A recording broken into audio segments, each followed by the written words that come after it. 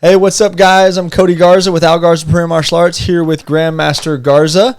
And today we are here to talk to you about a new book that Grandmaster Garza has been sharing and teaching recently. I know this is something that has been really exciting to you. As long as I can remember, you've been a reader. Obviously we've got this awesome wall of knowledge behind us here. And this one, I will admit, I have not read. I've heard him teach about it a little bit, and it's some good stuff. I'm excited to read it along with a lot of you guys who may jump on this and read alongside me. But this is a New York Times bestseller book called Limitless, and it is really, really cool about unlocking the brain. And from the little bit I know, just from what I've heard you teaching, it's about teaching yourself to learn better and have a better memory and things like that. So Grandmaster Garza, like I said, he's been teaching it a lot, and he wanted to just kind of share it with you guys. So that's what this is going to be about. So I'm going to pass this over to you, and we are going to learn together here about this book by Jim Kwik called Limitless. Yes, thank you, Cody. So I picked up the book almost a year ago now and studied it, read it, loved it, shared it, several things with people. Then I started following Jim Kwik, the author, and learned about his story. So I really loved his story, and I think it made the credibility skyrocket when I learned his story. And then I started following some other things that I'm doing with him. But yesterday I was very excited about what I had studied over the weekend and how it applied to some things that I'm preparing for. I'm going to be doing a talk on good health tomorrow. And my topic is 360-degree health. And, training our brain, teaching ourselves how to speak to ourselves correctly with positive mental attitude instead of a negative self-talk, and things like that we teach already that are just, I think, high-quality teachings for our students that teaches them more than just martial arts. And what I did yesterday was I shared it with all the classes. By the end of the day, I had taught 2 different classes and shared it with them. I had talked with my staff. I had talked with my small group from my church last night, and from also a couple of people who I'm going to be serving tomorrow night. And so it just consistently felt it was exciting. So I talked to Master Cody about us doing this so that they can help y'all see the value in this. This is just stacking on habits, stacking on culture that we already have here, but I think it's going to be an amazing thing. So the title today in this is that Jim Kwik teaches 7 lies of learning. And he starts off by saying there is one grand lie, and that grand lie is that we are limited. And if we're not careful, we can be like those flea trainers. Flea trainers say, if you take a jar and you put a flea in it and don't put a lid on it, that flea will hop out of that jar. But if you put a lid on it, that flea will hit its head. It'll jump and hit its head until it just gives up, and then you just take the lid off, and that flea will never jump out of that jar. And if we're not careful, we put a lid on ourselves. The only limits we have are the limits we believe. And in our habit, too, we teach, belief. Examine our beliefs, because if we're not careful, we're limiting ourselves with limiting beliefs. And so, I think we really speak a lot about growth mindset. I'm studying all the time how to grow and how to make myself a better servant to the Lord, to my people, a better grandmaster in whatever I'm doing. And so this was very powerful to me. So like I said, I shared it yesterday a lot, and I said, let's do this quick thing here and see if we can inspire. Michelle Lee, one of our black belts, posted the link to the book. Hey, we're not trying to sell this book to make a profit out of it. We're trying to help you be helped like it's helping me, and it's helping Cody and the people that I'm teaching. So if I influence you, then you follow through and read this, and then I'm a leader because you did that. But if you don't follow it, I'm leading, but nobody's following. So I encourage you to think about that. So there's these 3 power questions that he asks first. He says, what are the most limiting beliefs you tell yourself? And think about that. And you may not be able to answer that on the spot, but put it in your mind. Think about it and see what comes up. How can you overcome the debilitating effect of these myths? And how can you turn these limiting beliefs into positive ones? You know, I'm also studying Mark Batterson, Win the Day. And he says, flip the script is a technique. When you have something negative happening and you can't have it within your power, flip the script, focus on the opposite. And so Jim Kwik has done this for us in this chapter 6 here. The first lie, and by the way, I'm just going to be giving you a little bit of it. I hope to inspire you to dive in and pursue the knowledge that's in this book. It's more than just reading it. Like, this is my second time to go back through it, and it's amazing. I mean, he is doing a good work. So again, the first one is, this is lie number 1. Intelligence is fixed. And so I'm jumping back. I'm not going to share the whole thing with you, but I'm going to share here's the truth. The truth is, it's not how smart you are, it's how are you smart. Presupposing you are smart. Talk to yourself that way. There are multiple types of intelligence. Like so many things, intelligence is a combination of attitudes and actions and is dependent on context. Here's the new belief. Intelligence is fluid. And so when I think of fluid, I'm a martial artist. We're martial artists here, right? Sir. So what do you think about? Be water. Be water, my friend. That's what Bruce Lee says. But I also think of this thing that I share with all my students is be a river, not a pond. Mm-hmm. What is the difference between a river and a pond? A pond, and hey guys, if you have this beautiful pond on your land, I'm not talking about that, all right? Don't look down on that. But here's what it is. The metaphor is that in a pond, it's stagnant. It's like a scarcity mentality, while the river is abundant. It's giving, it's dynamic, it's exciting. And we are a river, not a pond. And that's our culture that we teach. And again, the new belief is intelligence is fluid. Is that good stuff? That's great stuff. Yeah. So when we're talking about the second lie now, we only use 10% of our brains. 10%. Is that a truth? Well, it says it's a lie. So let's find out. Here's the truth. What I want you to take from this is that you have all the power of your brain available to you now. You got the full brain.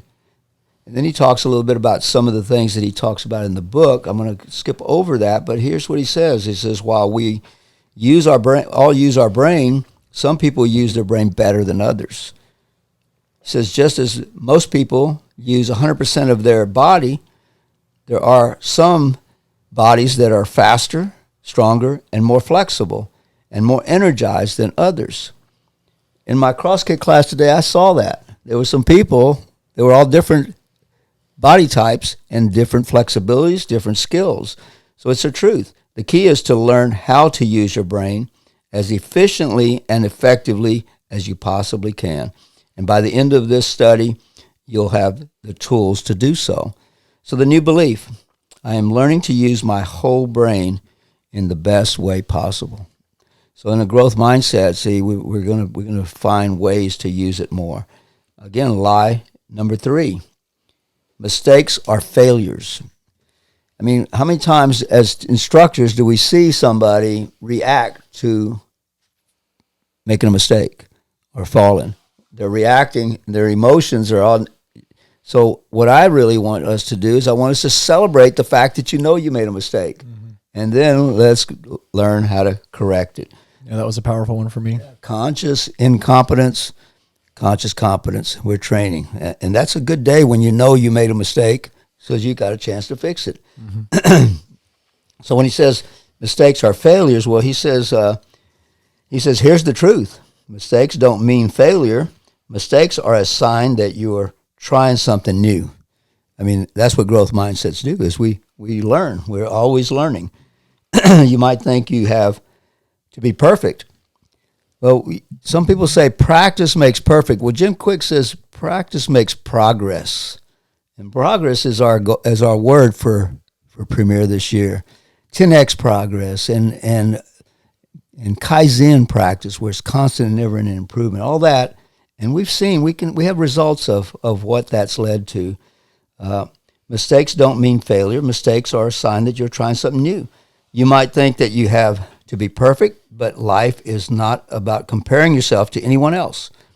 As you know, being students of Stephen Covey, there's unhealthy competition, there's unhealthy comparison that Sean Covey called the tumor twins. And tumors are not good. They kill. When you learn from your mistakes, they have the power to turn you into something better than you were before. And that's what our premier motto. What is it? Good? Good, better, best. Never let it rest. Until your good is better and your better is best. And that's our goal. I mean, everything is, continuously reinforcing what we're learning and what we're teaching. And it's universal and timeless because it's based on principles. Sometimes values are very important, but something I just heard the other day that I'm still seeking. Sometimes your values change over time, but principles don't change. Those are always consistently going to be true. Also remember that you are not your mistakes. Making a mistake doesn't mean anything about you as a person. It's easy to jump to the conclusion that you're inherently worthless, but you make mistakes.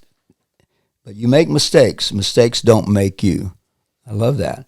And just place them under your feet. Here's the great part. Place them under your feet and use them as a stepping stone to rise to the next level. I gotta admit, that's what we do here. It's not how we make mistakes, but it's how we deal with them that defines us. Here's our new belief. There's no such thing as failure, only failure to learn. Knowledge is power. I mean, so many times we place so much emphasis on knowledge, but the lie is that knowledge is power. Instead, the new truth is knowledge is not power. It only has the potential to be power.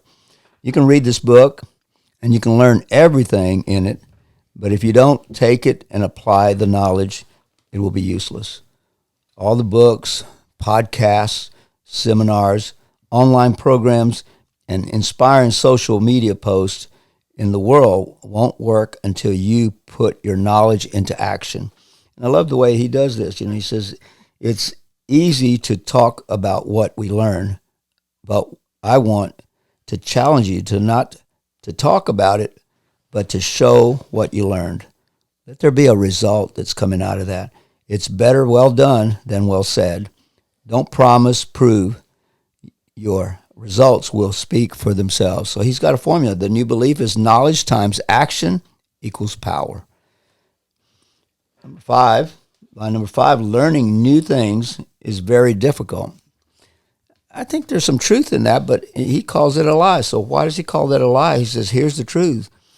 Sometimes it is hard to learn new things.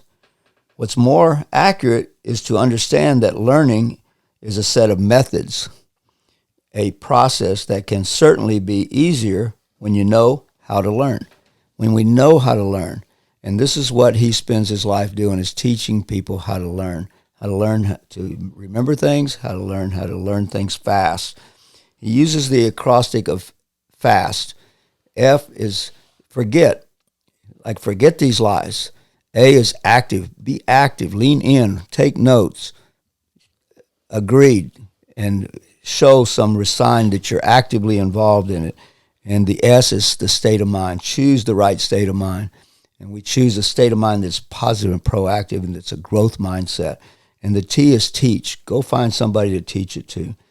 He says sometimes it's hard to learn new things. What's more accurate is to understand that learning is a set of methods, a process that can certainly be easier when you know how to learn. The new belief, when you learn new ways, how to learn, the challenge of learning new things can be fun, easier, and more enjoyable. And I tell you guys that are part of the class of 2023, all of that is going to show up on the mat with you when you show up there. We're going to make it more fun. We're going to make it easier without losing our integrity, and we're going to make it more enjoyable. And I'm challenging the class to help me make that happen. And I think it's going to happen. I'm seeing it come to fruition. Lie number 6, the criticism of other people matters. The criticism of other people matters.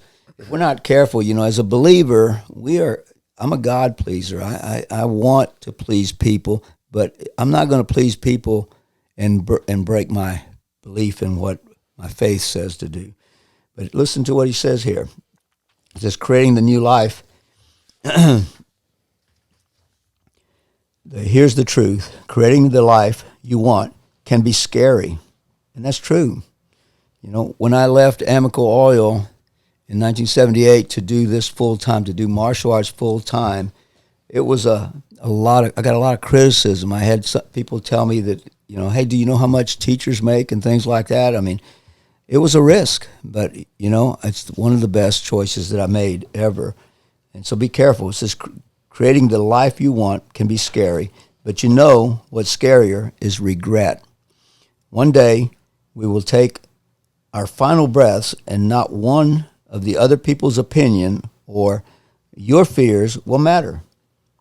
What will matter is how we lived. Don't take criticism from someone you wouldn't take advice from. It says people will doubt you and criticize you no matter what you do.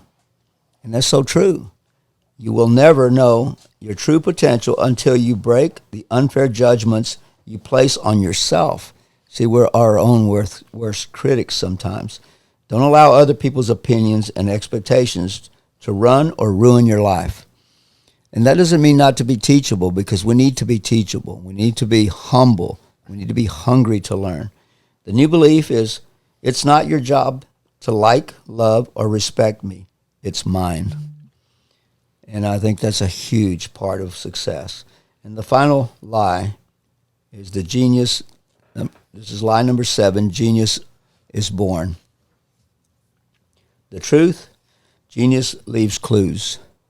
There is always a method behind what looks like magic.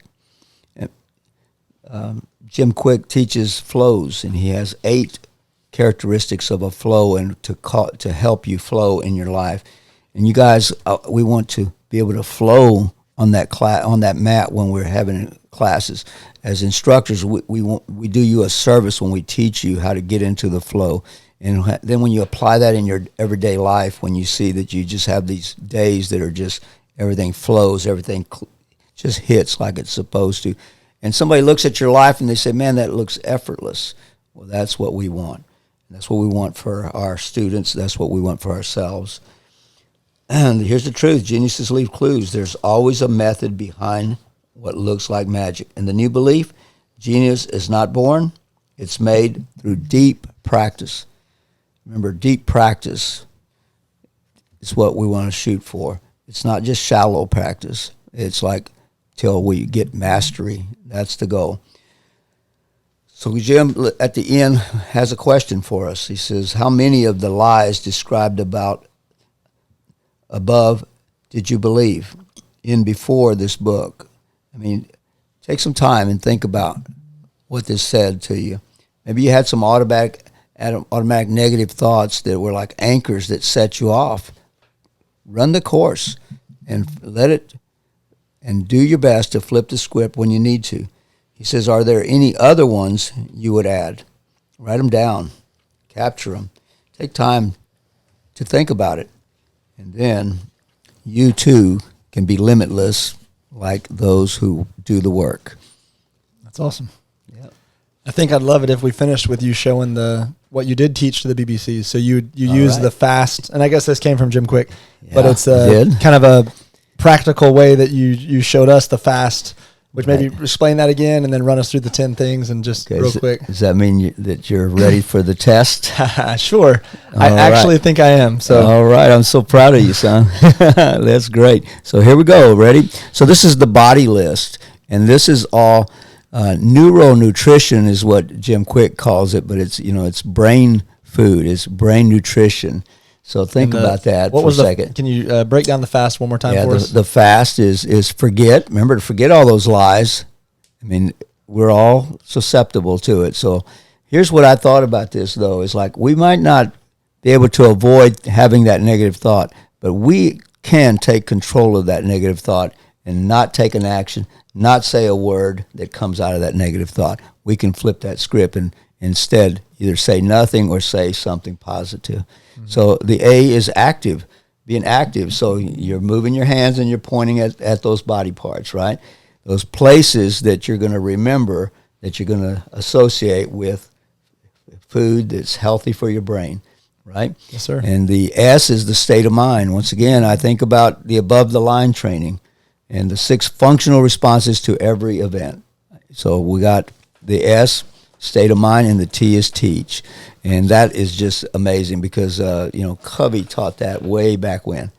And when you teach, there's a third person teaching, and you learn twice, and there's so many good things about that. So Master Cody's going to take his test right before your very eyes. And before I do my very best at this, I want to say, if you've made it this far in the video, study this little part right here that we're about to do, and you come to Grandmaster Garza and show him that you've got it down too. Oh man, I'd love to see some families doing that. That would make his day for sure. Yeah, I'd love to see some families doing it, because I don't want you to grow by yourself. I want you to bring your family with you.